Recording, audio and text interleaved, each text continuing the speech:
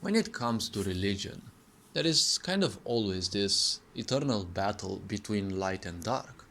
But is this actually real? Is it light fighting darkness? It's kind of never, because if we look at things realistically, darkness kind of always will win. Now, it's only religions that, in their philosophy, they have attributed darkness to the lower creatures, the enemy creatures, right? But which nowadays seem to be highly revered. Which you look at when you see at television, even at the Grammys, you see these people revering the so-called demons and the such. These creatures have been created through our philosophy because, in their understanding, the ancients saw that there are beings, and let's actually not call them beings because they're just basically energy forms, which are not useful to us, especially if you invite them in your physical body. And when it comes to the light, it's always been revealed as the true path, right? It's so in Christianity and in other religions, it's through light that you transcend. But if you take spirituality, it's always through darkness that you transcend. Light can blind you if you are not attentive. And light can also confuse you, because how you see things with your own eyes is not necessarily how things are. How you perceive things around is how this physical body can perceive that, and well, this can also differ from individual to individual. You can't say a daltonist they're seeing things wrong, right? Obviously they're seeing a different color, but you can't tell them that they're seeing things wrong, because it's just a color change. They're seeing the same objects, and even if you can't see an object, you will simply bump into it. It doesn't mean that if you can't see something, it's not there. Don't forget that we see only 0.035% of the visual light spectrum, as science claims, so we barely see anything, we're kind of blind. So when it comes to religion, it demonizes darkness because apparently, and well, if you take a look, these religions have been born out of narcissism and similar tendencies, because when you look at it, their gods are always male, because it's significant of wounded male energy, and they've been used as tools to oppress others. If they didn't believe in this religion, they had to be punished, right? Especially killed or something, because, as I've been saying in previous videos, what is the first impulse of the mind when something pisses you off? Well, destroy the source, right?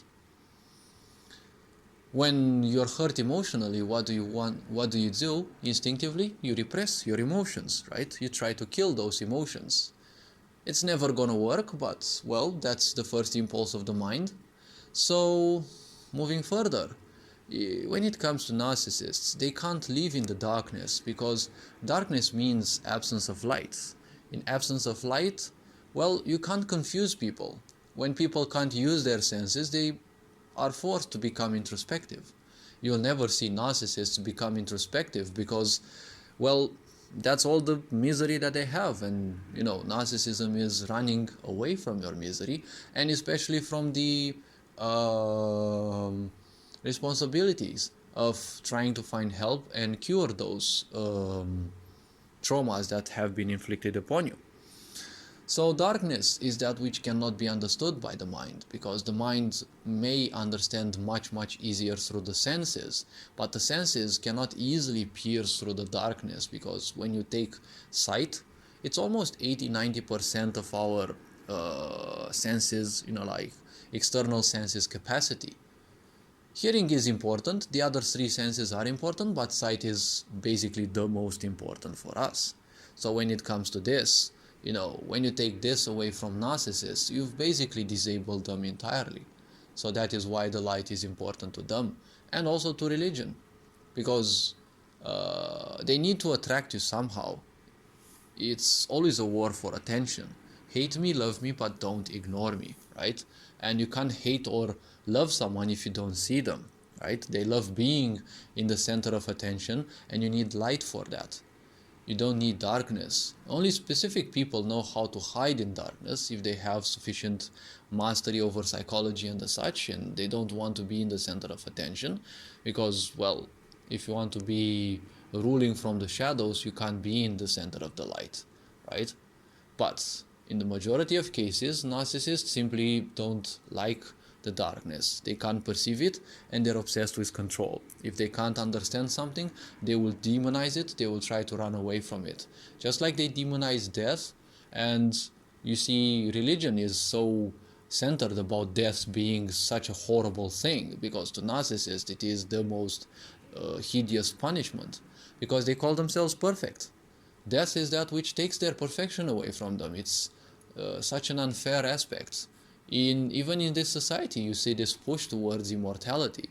No one's gonna reach immortality, but only the sick minds will ever seek to prolong their misery. Because if you're miserable, why would you seek to live eternally, right?